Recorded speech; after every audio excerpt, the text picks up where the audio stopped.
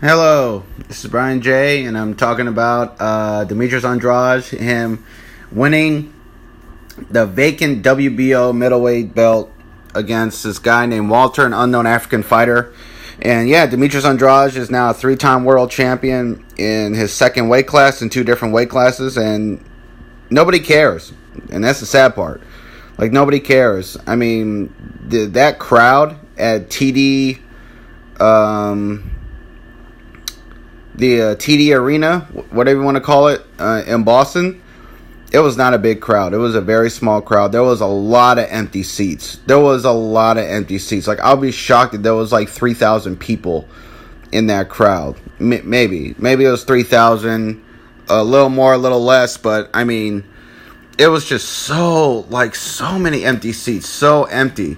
And it was so sad because Demetrius Andrade is such a great talent. He has the potential to become an all-time great and a first-ballot Hall of Famer if the best really want to fight him. You know, if Jamal Charlo really wants to fight him, if Canelo Alvarez really wants to fight him, if Gennady Golovkin really wants to fight him.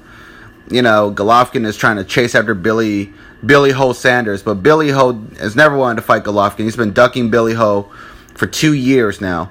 So, really, if Demetrius Andrade, if he really wants to fight Golovkin needs to sign to the DAZN and fight Demetrius Andrade. But, look, I love the DAZN app. It is a phenomenal app. But Eddie Hearn, he's not taking over America. He's not taking over American boxing. If you really believe that, then I got some real estate in Florida to sell you. Because you have got to be the most gullible, moronic, most dumb-ass Eddie Hearn fan to think that Eddie Hearn is going to take over American boxing. It's just not going to happen. I mean, people in America just don't really care. You know, they're just not really feeling it. They're not really into it. You know, the whole DAZN thing and stuff like that. Things could change with Canelo Alvarez, but Canelo Alvarez is Mexican. And he has a huge backing with the Mexican-American fan base. And he's already a huge draw. So, you know, I just don't see it. I thought Andrade had a bigger crowd last year when he was fighting on HBO, which is weird. You know, but HBO is, you know, it's more well known in America among American boxing fans than DAZN. And I just don't see Eddie Hearn taking over American boxing. Nobody was really there. There was a lot of empty seats, and I don't think anybody really watched on the DAZN app except for me. I mean, I got the DAZN app. I pay for it. Well, I mean, I got it for free. I just got it this month, so I have it for free for a month, and I'm paying for it in November. But yeah, I'm one of the few, you know, and I love the app. It's great, but Eddie Hearn, you know, who is a liar and a guy who contradicts himself a lot, kind of a scumbag, really, who freaking derailed the Anthony Joshua-Deontay Wilder fight that could have happened this year. Now it's not going to happen until like 2020 or some shit. Yeah, that's all Eddie Hearn's fault. But Eddie Hearn, you know, he's great at making money. He's keeping it smart. He's having his fighters fight each other. You know, keeping everything in-house like Bob Arum and Top Rank. You know, what Bob Arum did with Pacquiao, having Pacquiao fight other top-ranked fighters.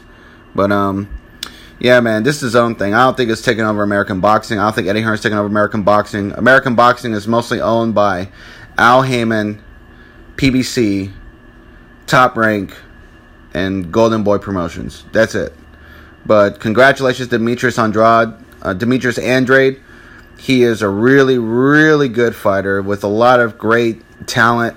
And I hope now that he's the WBO champion that he could fight the other champions, become undisputed, and have a really great legacy. So congratulations to Demetrius Andrade.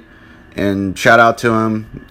Great job. He did great. He fought this African guy named Walter. He dropped him like 4 times in the fight. He dropped him 4 times and he couldn't knock him out.